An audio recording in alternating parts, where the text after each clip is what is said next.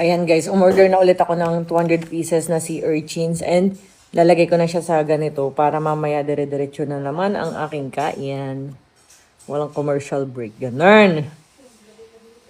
So, ayan. Oh, huyag-huyag. Di pa kasi ako nakain eh, kaya bawal ko pang kainin to kasi baka sumakit ang aking tiyan.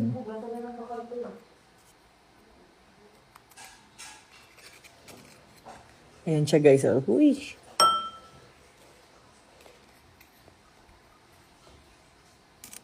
Ayan, tanggalin lang natin yung mga dirty.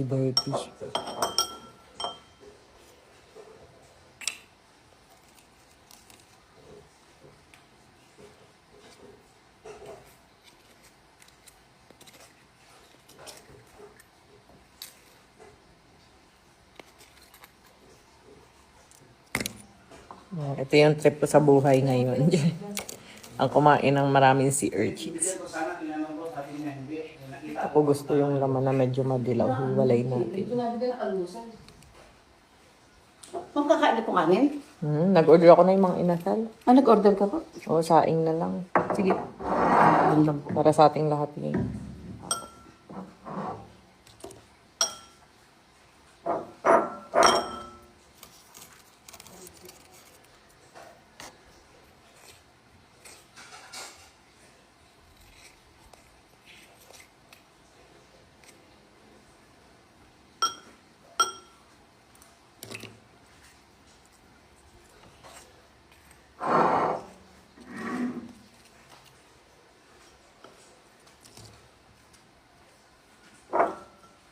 Kaya parang may dahon-dahon. Ito na naman yung nung minsan may dahon-dahon. Makakain ko na naman may crunchy feels.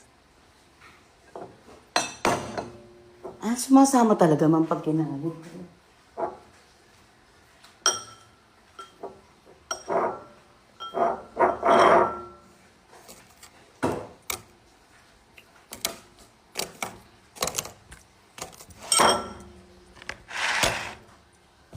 Ayun, para makita nyo. Ina yung madilaw-dilaw dito ko sa kabila nilalagay. So, medyo naggagata. Masarap kasi ito. So, medyo ma-yellow, ma-orange. Dito ko naman sa kabila lagay.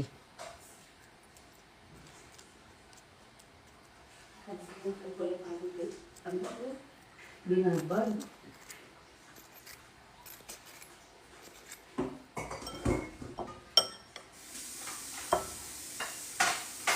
Ako nang kainin kasi dito ako makain.